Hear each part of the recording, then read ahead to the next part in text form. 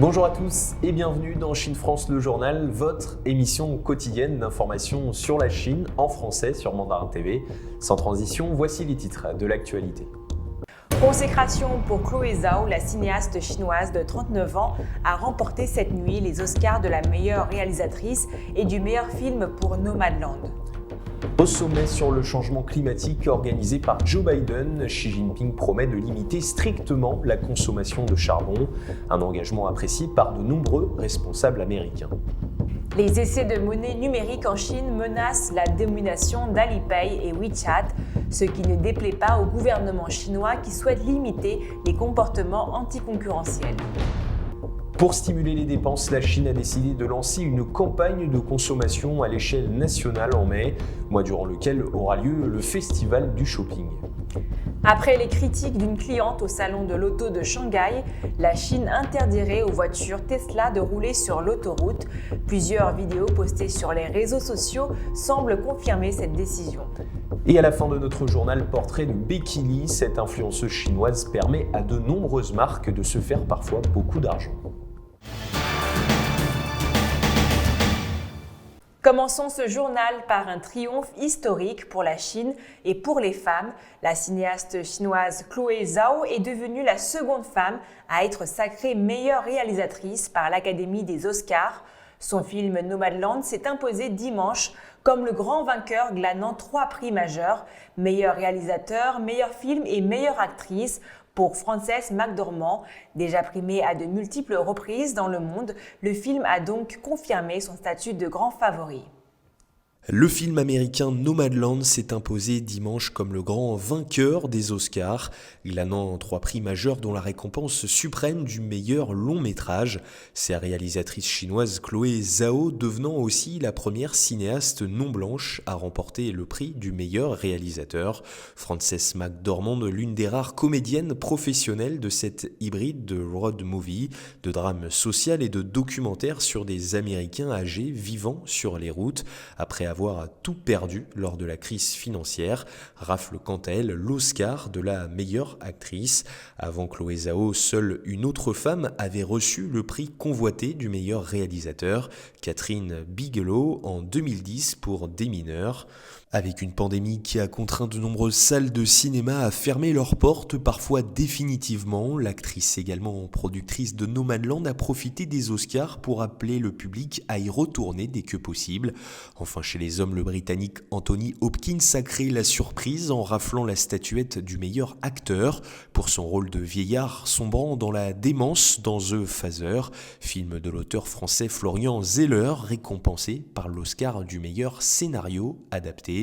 La cérémonie la plus suivie d'Hollywood se tenait exceptionnellement dans une gare historique du centre de Los Angeles, accueillant les stars en lice qui pour beaucoup ont foulé un tapis rouge pour la première fois depuis le début de la pandémie. Lors du sommet sur le changement climatique organisé en fin de semaine dernière, Xi Jinping a réaffirmé l'engagement de la Chine à limiter drastiquement la consommation de charbon avec l'objectif d'atteindre la neutralité carbone en 2060. Des promesses en matière de climat fortement appréciées par de nombreux responsables américains, comme vous allez le voir dans ce sujet.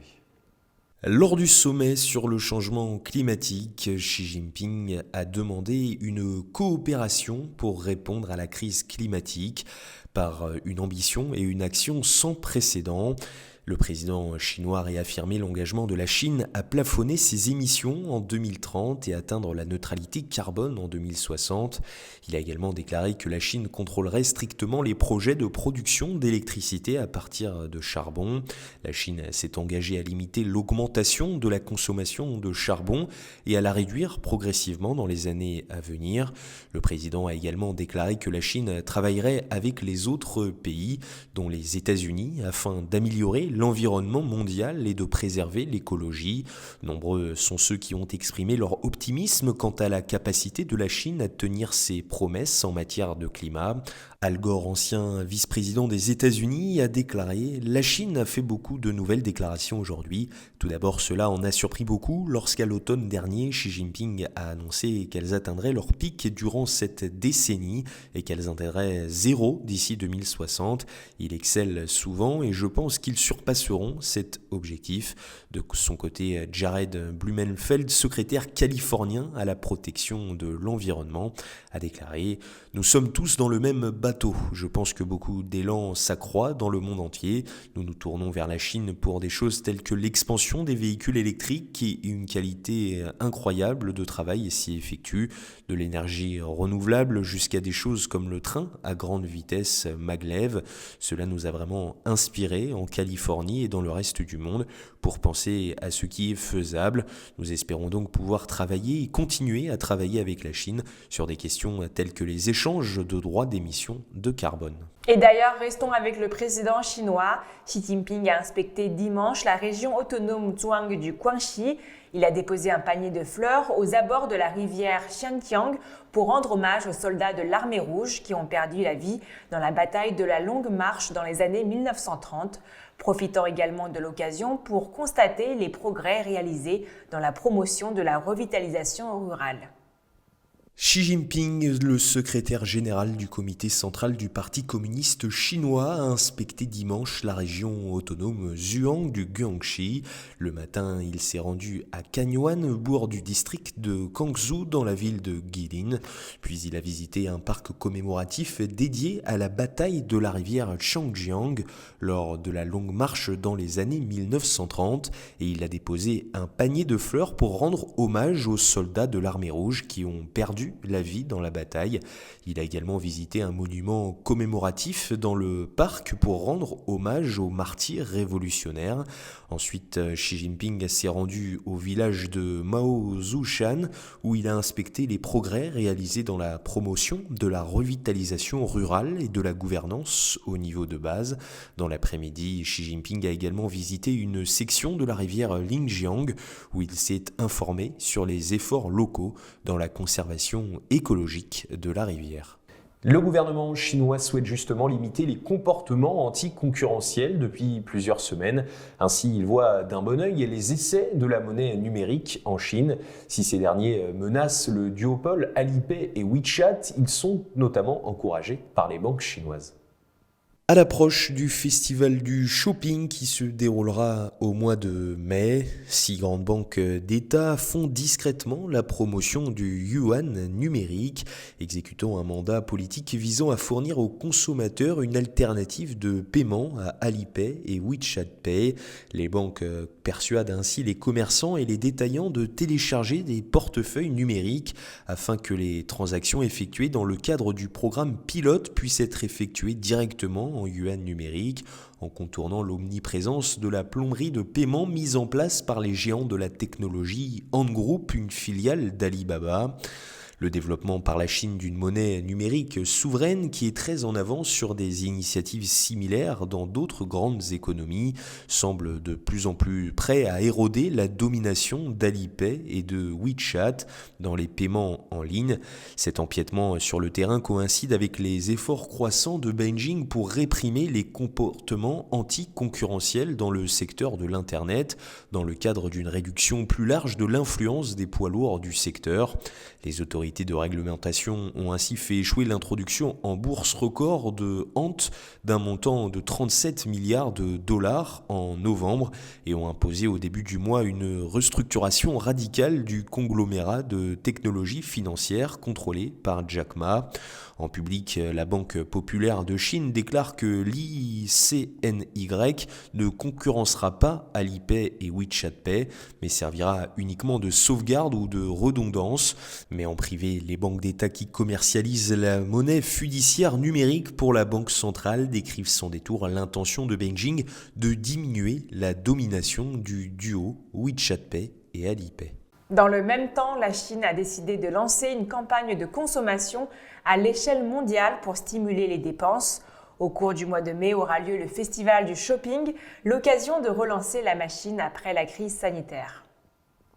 La Chine lancera une campagne de promotion de la consommation d'1 mois en mai dans le cadre des efforts pour stimuler les dépenses de consommation, alors que le pays a effectivement maîtrisé la Covid-19. C'est ce qu'a déclaré dimanche le ministère chinois du Commerce. Le mois national de promotion de la consommation organisé conjointement par le ministère et les départements et localités concernés débutera le 1er mai et durera tout le mois. Il se composera d'une série d'activités de promotion de la consommation à travers le pays, selon le ministère. Cette année marque le 10e anniversaire de l'événement, a indiqué le ministère, ajoutant qu'il était devenu une activité importante, contribuant à accroître la demande intérieure et à stimuler la consommation. Une série de mesures en faveur de la consommation, y compris des bons de réduction et des subventions, seront mises en œuvre au cours de cette période. Plus de 260 entreprises de commerce électronique participeront à un festival d'achat en ligne proposant divers produits allant des vêtements aux voitures en passant par les meubles.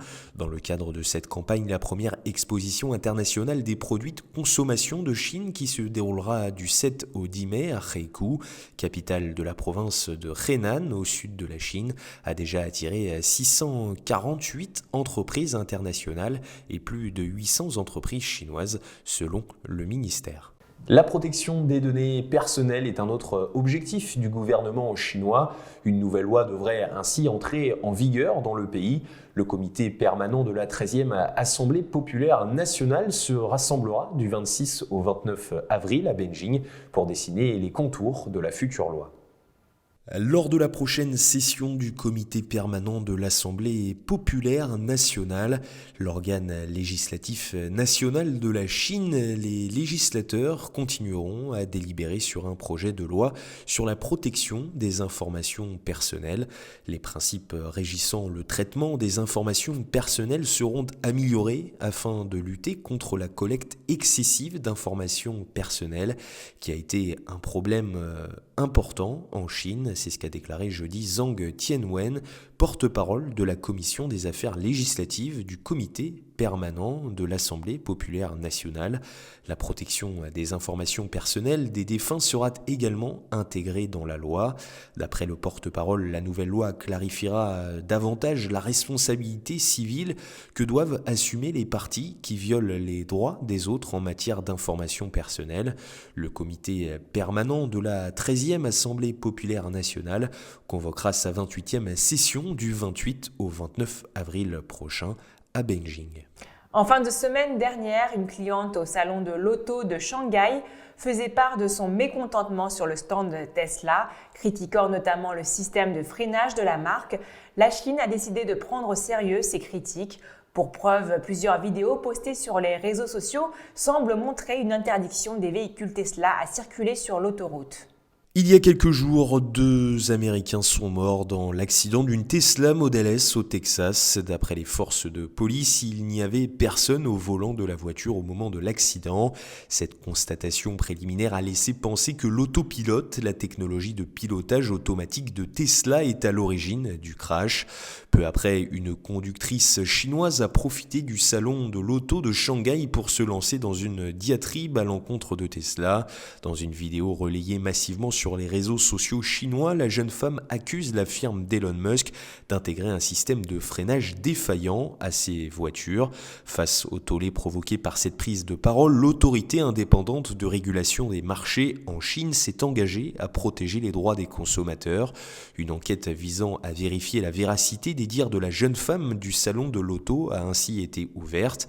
Il y a quelques semaines, l'organisme avait déjà diligenté une enquête sur les véhicules de la marque après que des consommateurs aient fait part de plusieurs problèmes relatifs à des accélérations intempestives, des batteries qui prennent feu ou encore au système de mise à jour à distance. Dans ces conditions, les autorités chinoises ont finalement décidé d'interdire aux voitures électriques Tesla de circuler sur certaines autoroutes dans le pays. D'après de nombreux témoignages apparus sur les réseaux sociaux, les autorités bloquent les voitures à l'entrée des axes autoroutiers de la périphérie de la ville de Guangzhou, au nord-est de Hong Kong. Sur les vidéo relayée, des policiers arrêtent aussi les voitures qui se sont déjà engagées sur l'autoroute. Tesla est en effet dans le collimateur des autorités chinoises depuis quelques mois. Beijing interdit notamment aux employés du gouvernement de détenir une voiture de la marque par mesure de sécurité.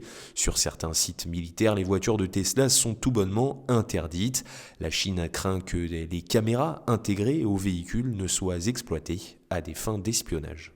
Intéressons-nous maintenant à une influenceuse chinoise, son nom Becky Lee. Spécialisée dans la beauté et la mode, elle collabore avec de nombreuses marques. La jeune femme disposant de 3 millions de fans sur Weibo et 4 millions sur WeChat. Une aubaine donc pour les enseignes qui souhaitent gonfler leurs ventes.